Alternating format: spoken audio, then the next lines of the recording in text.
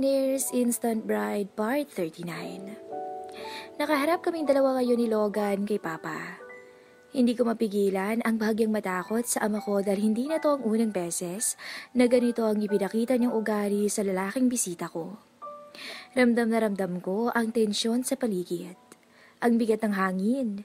Kahit na hindi magsalita si Papa ay masasabi talaga ng kahit na sino na ayaw niya kay Logan. Na gusto niya tong umalis ngayon din. At kung nakamamatay lang ang titig, ay kanina pa bumulagta si Logan sa talim ng tingin ng ama ko. Ano nga ulit pangalan mo?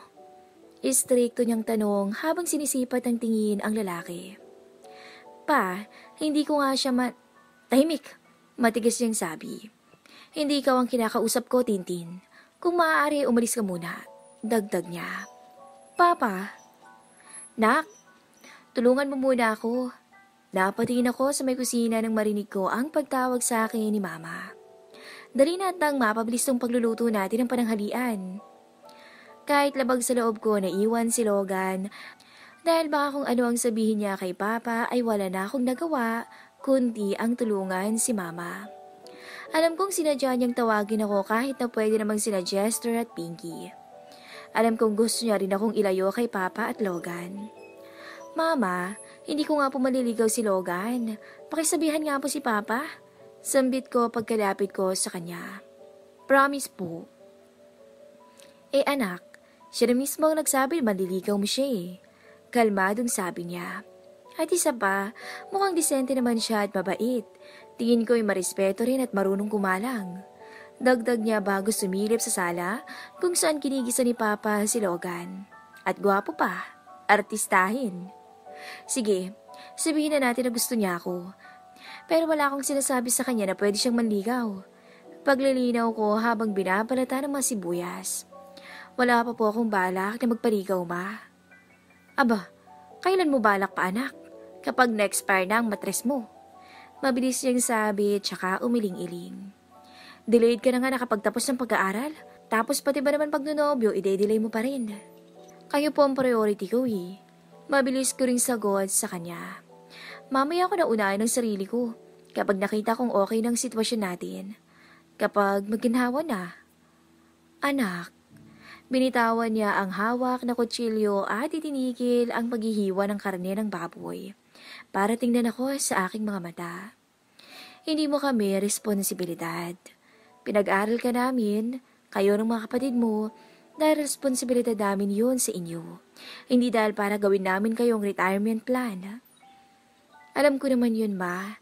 Pero nakita ko kasing sitwasyon natin. Lumaki ako na nakikita kayo ni Papa na nagpapakahirap sa pagtatrabaho. Mabuhay lang kaming mga anak nyo. Kaya ako kayo inuuna ngayon ay dahil gusto kong magpasalamat dahil hindi nyo kami pinabayaan. Paliwanag ko rin sa kanya.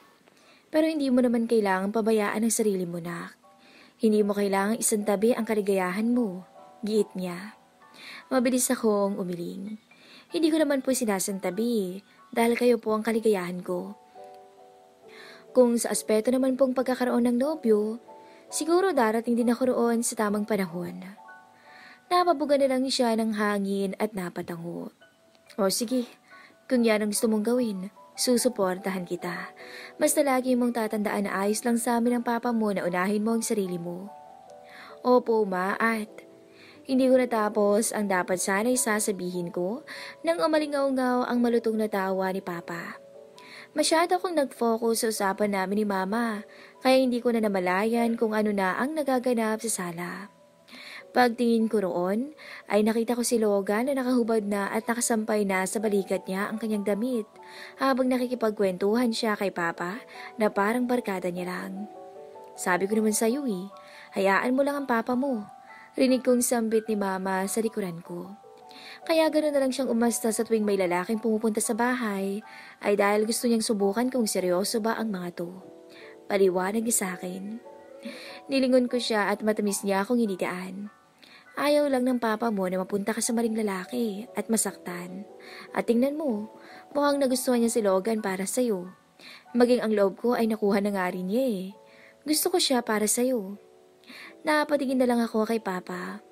Unang beses ko siyang makitang tuwang-tuwa na may dinala akong lalaki rito sa bahay. Hindi ko alam kung anong ginawa ni Logan at nakuha niya ang loob ng papa ko. Ang papa ko kasi ang dahilan kung bakit hindi ako kailanman nagkanobyo. Lahat ng balak na umakyat ang ligaw sa akin ay umaatras sa tuwing nakakaharap na nila si papa. Si Logan pa lang ang nakapasa. Ayaw ko mang aminin pero nakaramdam ako ng tuwa. Ang gaang sa pakiramdam na makita si papa na nakangiti. Tingnan mo, sobrang close na nila. Punto ni mama. Mabuti pa't bilisan na natin ang pagluluto at nang makakain na tayo. Tumango lang ako sa kanya at tipid ng umiti. Sige po. Hindi mo naman sinabi sa akin na isa palang polis tong manliligaw mo, nak? Sabi ni papa habang umunguya. Naupo na kaming lahat sa apag at sinasam sa mga adobong baboy na niluto namin ni mama. Ala, seryoso? Sabat naman ni Pinky. Akala ko model kayo, kuya. O di kaya artista? Hirit niya. Ako rin, segunda ni Jester. Pogi ka kasi gaya ko, Kuya Logan. Kita ko ang pagguhit ng ngisi sa labi ni Logan. Kayo pinubola niyo ako. Pabiro niyang sagot bago tumingin sa akin. Totoo bang sinasabi nila Tintin? Pogi ba ako?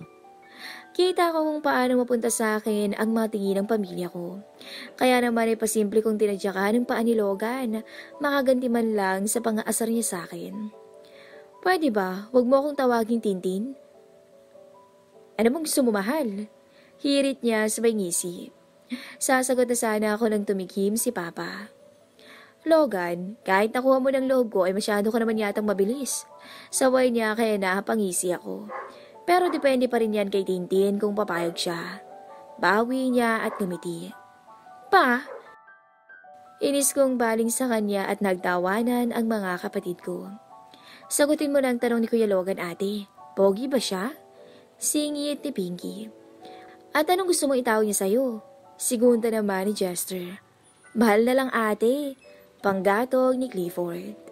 Napanguso na lang ako bago tumingin kay mama para humingi ng saklolo. Mama, pag isusumbong ko. Pero nalaglag na lang ang pangako nang hindi niya ako pansinin. Alam kong narinig niya ako dahil nasa tapat ko lang siya. Huwag na natin nasarin ang ate niyo at baka ako pa ang mapagbuntunan niya ng galit. Nakangising sabi ni Logan bago ko kinandatan. Kumain na lang tayo. Ang sarap pa naman ng adobo. Rinig ko ang tunog ng mga ngipin ko sa gigil. Sa inis ko ay muli kong tinadyakan ng paa ni Logan.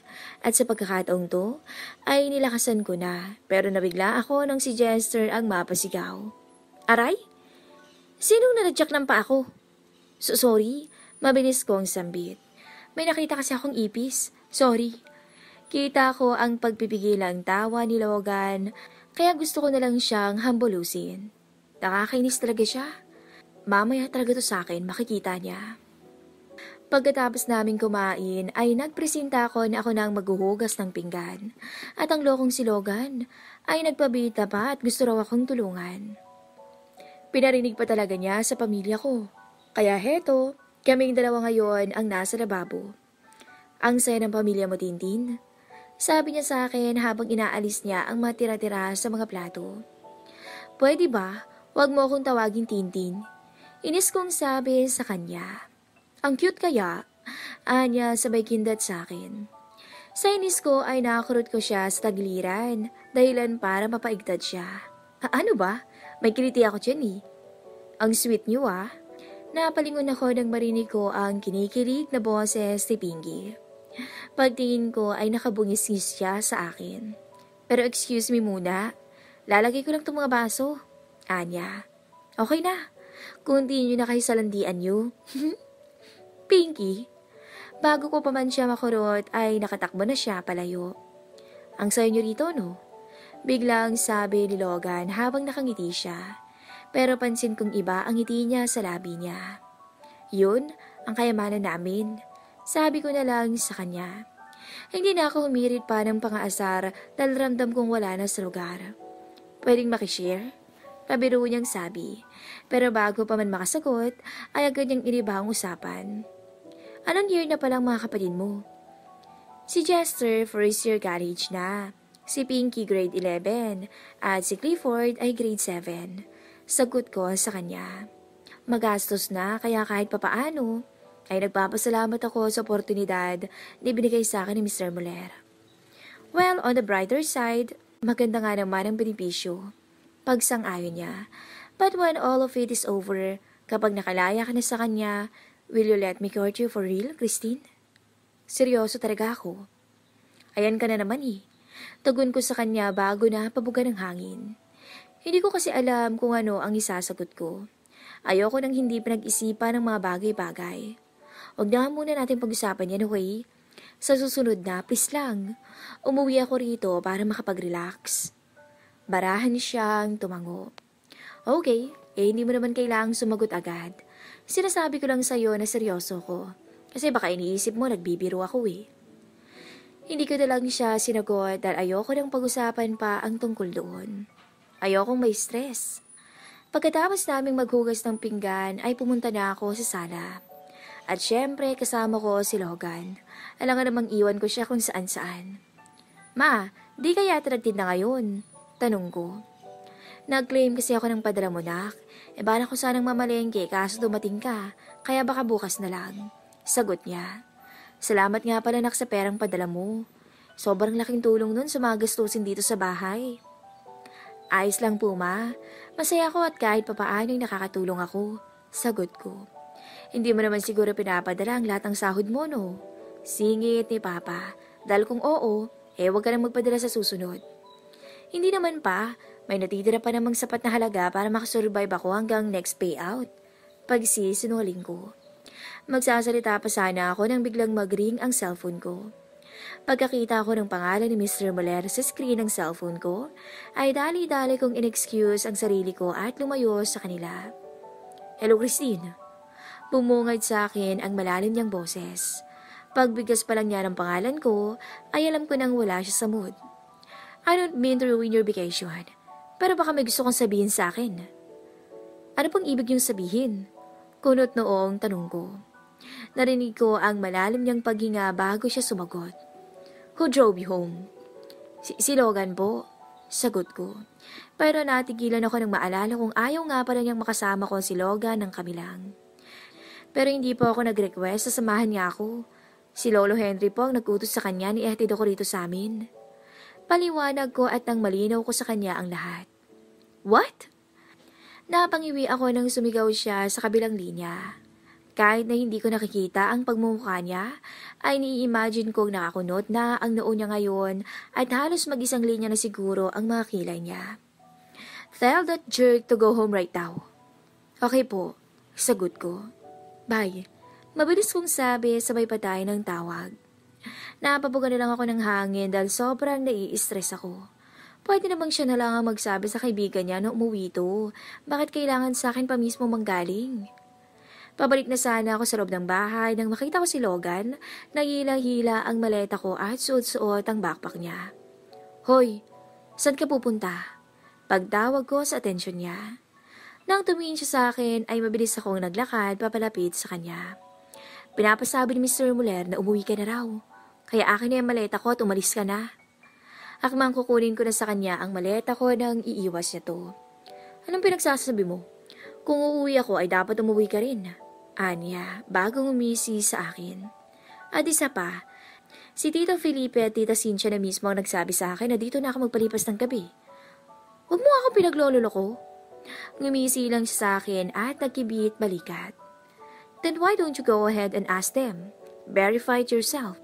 Mapanghamong sabi niya. Talaga? Pagsakay ko at mabilis na pumunta sa loob para tanungin sila mama. At nalaglag na lang ang pangako kasabay ng panlalaki ng mga mata ko nang totoo nga ang sinabi ni Logan. And what's worse? Pumayag sila mama at papa na manatili siya sa bahay sa loob ng 3 araw para sabay na rin daw kaming bumalik sa syudad. Maya-maya pa'y tumunog ang cellphone ko at nakatanggap ako ng isang text message galing kay Mr. Muller. Is it true that your parents told Logan to stay there for 3 days? Opo, reply ko sa kanya.